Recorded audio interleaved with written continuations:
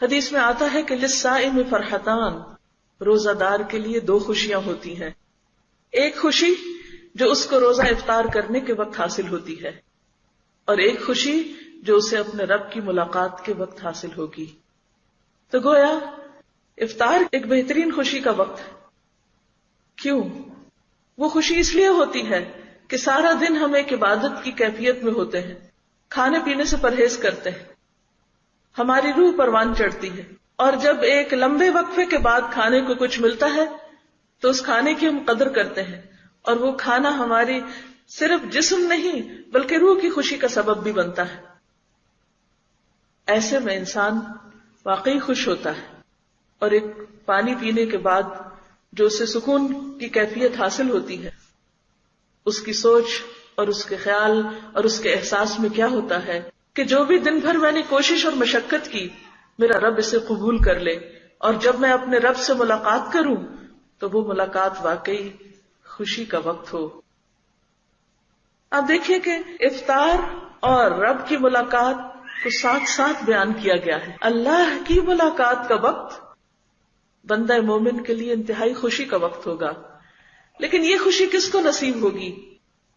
اسی کو جو ساری زندگی روزہ رکھنا جانے. کبھی آپ نے یہ تجربہ بھی کیا ہوگا کہ رمضان کے دنوں میں آپ کو شرعی عذر کی وجہ سے روزہ چھوڑنا پڑتا ہے. اس وقت آپ دن میں کچھ نہ کچھ، چاہے پراپر فوڈ نہ بھی لیں، تھوڑا بہت ہی ادھر ادھر سے کچھ لے لیتے ہیں، تو شام کے وقت کھانے کا سارا مزہ خراب ہو جاتا ہے. وہ مزہ جو روزہ داروں کو افطار کے وقت آتا ہے وہ آپ کو آ ہی نہیں سکتا. بھلے آپ نے پیٹ بھر کے نہ کھانا کھایا ہو، تھوڑا تھوڑا ادھر ادھر سے کچھ لے لیا ہو. بالکل اسی طرح اللہ کے پاس جا کر اللہ کی ملاقات کے وقت کس بندے کو خوشی ہو سکتی ہے؟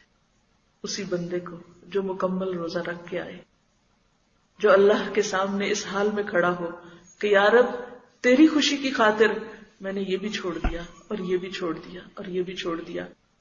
میں نے وہ سب چھوڑ دیا جو تو نے میرے لیے حرام کیا تھا، میں نے وہ سب چھوڑ دیا جو تجھے ناپسند تھا، میں نے وہ سب اختیار کیا جو تیری خوشی کا تھا. اسی وقت وہ صدا اس کو آئے گی، رضی اللہ عنہم ورضوا عنہ، اللہ ان سے راضی ہو گیا اور وہ اس سے راضی ہو گئے.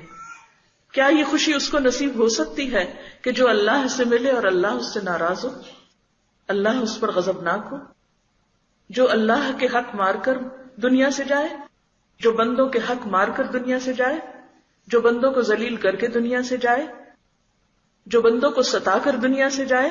کیا وہ بھی اس خوشی کا مستحق ہو سکتا ہے کہ وہ اپنے رب کے سامنے کھڑا ہو؟